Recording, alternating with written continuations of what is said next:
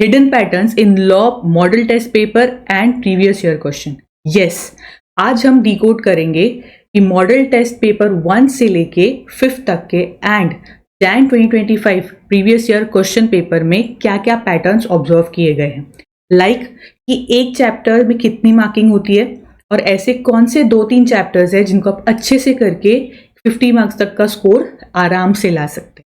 ठीक है, प्लस हम और एक देखेंगे कि कौन से ऐसे छोटे चैप्टर्स है और कौन से ऐसे स्पेसिफिक क्वेश्चंस है जिसको अगर आप कर लोगे तो आपके कुछ नंबर्स फिक्स हो जाएंगे, ताकि बड़ी चीज करने से अच्छा छोटी चीजों को आप जमा करो और अच्छे से मार्क्स लेके आओ। ठीक है, प्लस हम देखेंगे कि कौन से कॉन्सेप्ट्स है जो रिपीट हो रहे हैं 1 बार 2 बार, ताकि आप एग्जाम से पहले वो पढ़ के जा सको। ठीक है, प्लस सारे पेपर्स में कौन से कॉन्सेप्ट्स आए हैं वो सब कुछ हमने इस क्रैकर में, कॉन्सेप्ट क्रैकर में कवर किया है। ठीक है, तो अगर आपको इन सब की लिंक चाहिए या ये सब डाउनलोड करना है तो आपको मेरा टेलीग्राम चैनल ज्वाइन करना पड़ेगा। वहां पे आपको जैन 2025 से लेके मॉडल टेस्ट पेपर 1, 2, 3, 4 एंड 5 सबके कॉन्सेप्ट क्रैकर डाउनलोड करने मिल जाएंगे। ठीक है, तो टेलीग्राम की लिंक मैंने डिस्क्रिप्शन में दी है, तो आप वहां जाके इन सबको डाउनलोड कर सकते हो। क्लियर?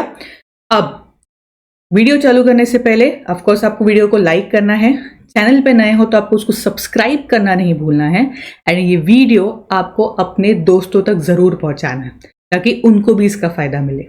सो मई 2025 के सीए फाउंडेशन के बच्चों, अगर आपको स्मार्टली तैयारी करनी है तो ये वीडियो आपके लिए गेम चेंजर हो सकता है। तो देखते हैं कि कौन से चैप्टर्स सबसे पहले बहुत ज़्यादा इंपॉर्टेंट है। अब मैंने सारे पेपर्स साथ में खोलने की कोशिश की है। ठीक है, तो हम टाइम टू टाइम देखेंगे कि ये कैसे काम कर रहे हैं। सबसे पहले जैन 2025 का देखते हैं। मैंने स्टार्टिंग में पूरी मार्किंग करके रखी है कि कौन से चैप्टर्स पे कौन से कितने मार्क्स है। ठीक है, जैसे आप देख सकते हो इंडियन कॉन्ट्रैक्ट एक्ट आपको छोड़ना नहीं है, 32 मार्क्स का आया हुआ है। ठीक है, दूसरा चैप्टर है सेल ऑफ गुड्स एक्ट। ठीक है, उसके बाद आता है इंडियन पार्टनरशिप एक्ट एंड उसके बाद कंपनीज एक्ट एंड लास्ट में नेगोशिएबल। तो अगर आप मोटा मोटा देख रहे हो तो ये 4 चैप्टर्स में ही आपका बहुत बड़ा पोर्शन कवर हो रहा है। ठीक है, तो अगर ये आप 4 चैप्टर बहुत अच्छे से कर लेते हो तो आपके बहुत अच्छे नंबर बन सकते हैं। ठीक है, सेम विथ अगर आप यहां देखोगे मॉडल टेस्ट पेपर 1 में भी सेम मार्किंग आई हुई है। इंडियन कॉन्ट्रैक्ट एक्ट 32, ठीक है, sale of goods 21, partnership 20 marks का है और कंपनीज एक्ट 21 मार्क्स का है। Same with model test paper 2, उसमें तो 38 मार्क्स का आया हुआ है इंडियन कॉन्ट्रैक्ट एक्ट, एक ऑप्शनल भी है। ठीक है, और ये सब विथ ऑप्शन है। ठीक है, प्लस 21, 20 एंड 20 सेम मार्किंग। अगर आप 3 में भी देखोगे उसमें भी सेम मार्किंग है, 32, 21, 20 and 21।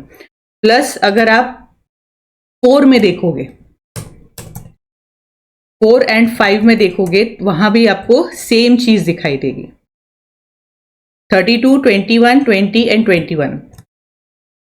Same with model test paper 5, उसमें भी सेम चीज है, तो 41 मार्क्स का आया हुआ है। Sale of goods 14, Indian partnership act 18 और कंपनीज एक्ट 17 मार्क्स का।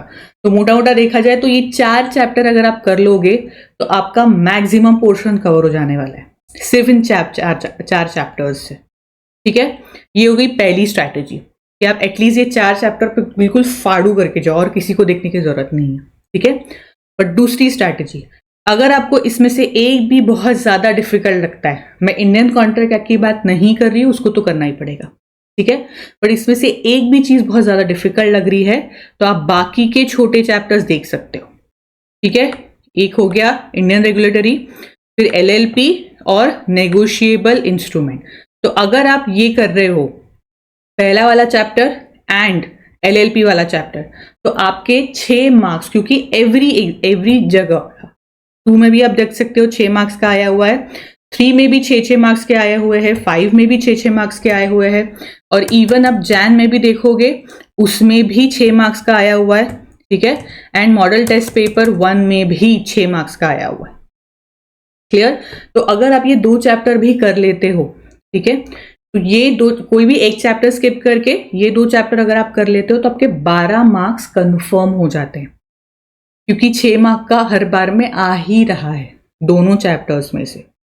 ठीक है, नेगोशिएबल इंस्ट्रूमेंट अगर आपको इजी लग रहा है तो आप वो कर सकते हो, बट अगर आप इन लोगों में से कोई भी चैप्टर छोड़ना चाहते हो, कॉन्ट्रैक्ट एक्ट नहीं बोल रही हूँ, ठीक है, जब आपको सेल ऑफ गुड एक्ट नहीं समझ आ रहा है या कंपनीज एक्ट डिफिकल्ट लग रहा है, तो एटलीस्ट ये दोनों चैप्टर्स तो भी अच्छे से करो ताकि आपके 12 मार्क्स कंफर्म हो जाए। ठीक है, तो आप दोनों में से कोई भी स्ट्रैटेजी अच्छे से यूज कर सकते हैं। मैं नहीं बोल रही कि सब कुछ छोड़ के जाना है, बट एक ग्रिप होती है जो हमें कुछ चैप्टर्स में लाना बहुत जरूरी होता है।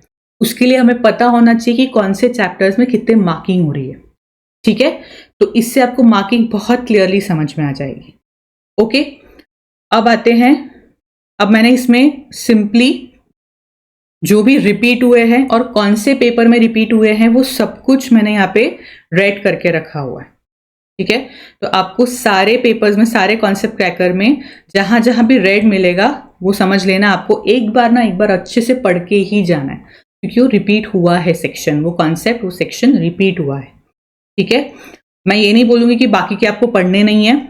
अगर ऑफकोर्स वो पेपर में कॉन्सेप्ट पूछा गया है, फिर वो जैन 2025 हो या मॉडल टेस्ट पेपर हो, उसमें वो अगर कॉन्सेप्ट पूछा गया है तो इट इज एडवाइजेबल कि आप वो कॉन्सेप्ट एक बार तो भी पढ़ के जाओ। ठीक है, आपको आइडिया आ जाएगी कि इसमें से कितने कॉन्सेप्ट मैं कर चुका हूं और कितने मेरे और करने बाकी है, या कितने को मेरे को नजर घुमाना जरूरी है। ठीक है, तो मैंने सब में इसको रेड करके रखा है और बाजू में ये भी लिख के रखा है कि कहाँ से वो क्वेश्चन आया गया, रिपीट हुआ है, कहाँ वो क्वेश्चन रिपीट हुआ है। ठीक है, प्लस मार्क्स भी है, हर एक कॉन्सेप्ट में कितने मार्क्स, हर एक कॉन्सेप्ट कितने मार्क्स के लिए पूछा गया है, एंड प्लस उसके बाजू में मैंने क्वेश्चन का नंबर भी दिया हुआ है।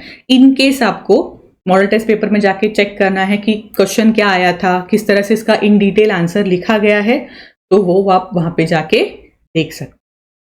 ठीक है, तो आई होप आपको सारी चीजें क्लियर हो चुकी होंगी।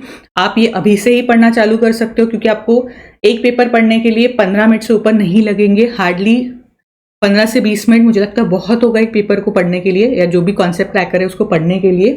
ठीक है, प्लस आप उसको एग्जाम के टाइम पे भी एक बार गो थ्रू कर सकते हो। ठीक है, तो आपको हर जगह ये काम आने वाली है। उसमें मैंने क्या कॉन्सेप्ट पे है, कौन सा सेक्शन है, ये सब कुछ मैंने वहां पे मेंशन करके रखा है। तो आपको ये डॉक्यूमेंट हमारे टेलीग्राम चैनल पे मिल जाएगा, वहां जाके उसको दे सकते हो। ठीक है, और अपनी स्ट्रैटेजी अकॉर्डिंगली डिसाइड कर सकते हो कि आपको अब कौन सी चीज़ों पे ज़्यादा फोकस करना है, कौन से चैप्टर्स पे ज़्यादा फोकस करना है। ठीक है, कभी भी गधा मजूरी से सक्सेस नहीं मिलती, थोड़ा स्मार्टली एक्ट करना पड़ता है। ठीक है, स्मार्टली एक्ट कैसे करते हैं हर एक को शायद नहीं आता, जो उस चीज़ को क्रैक कर लेता है वो ही आगे बढ़ पाता है। ठीक है, इतना बड़ा कोर्स रहता है, आगे जाके और बड़ा बड़ा कोर्स होने वाला है, तो उसको स्ट्रैटेजिकली हमें पढ़ना पड़ता है, या स्ट्रैटेजिकली उसके ऊपर ग्रिप लानी पड़ती है। हर चीज के ऊपर हम ग्रिप नहीं ला सकते, तो किसके ऊपर ग्रिप लानी है और किसके ऊपर नहीं, इसका पूरा एनालिसिस ये कॉन्सेप्ट क्रैकर आपको करके देगा। ठीक है, तो आपको पता चलेगा कि आपको कहाँ ज्यादा ध्यान देना है। क्लियर? तो आई होप आपको ये समझ में आ गया होगा, आपके लिए डॉक्यूमेंट बहुत फायदेमंद होगा। ठीक है, आप उसको थॉरोली रेफर करो, और अगर आपको अभी भी ये देखना है कि इंडिविजुअल क्वेश्चंस कैसे राइट डाउन करते हैं, किस तरह से क्वेश्चन लिखते हैं, किस तरह से क्वेश्चंस को पढ़ते हैं, तो उसके लिए भी मैंने वीडियो बना के रखे हैं जिसमें मैंने आरटीपी के कुछ क्वेश्चंस कवर किए हैं।